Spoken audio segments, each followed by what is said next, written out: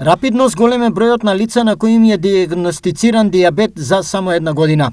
Статистиката на клиниката за ендокринологија бележи најголемо зголемување до сега. Во споредба со лани на ниво на држава, бројот е зголемен за 4000 нови пациенти, што е загрижувачки податок. Бројот на заболени расте меѓу другото и како резултат на пост-ковид синдром, особено оние пациенти со потешки симптоми кои примале кортикостероиди. Информира Ирфан Ахмети, председател на Националната комисија за диабетес. Покрај ова, лошите животни навики и начинот на исхрана и понатаму остануваат најголема причина за појава на шеќерната болест. Еден од поважните фактори е зголемениот животен век. Значи, луѓето живеат многу подолго, со тоа се можностите за појава на оваа хронична болест далеку поголеми.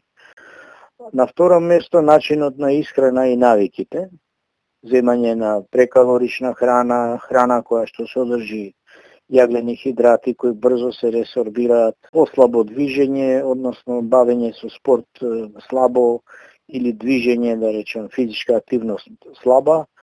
За бројот на новозаболени да не се зголемува толку многу, специјалистите ги потенцираат следниве превентивни мерки.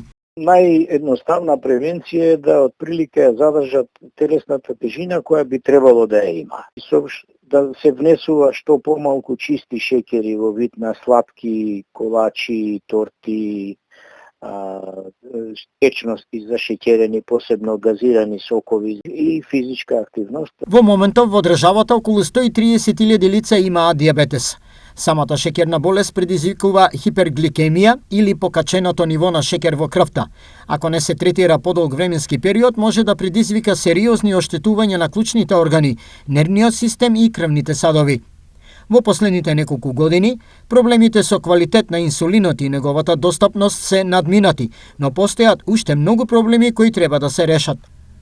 Неопходно е да се добие можност за целосно квалитетно менаџирање на диабетесот со квалитетни ленти, квалитетни дигитални апарати, глукомери, за кои бараат да бидат со референтна цена, сензори за деца и млади за полесно да живеат со болеста.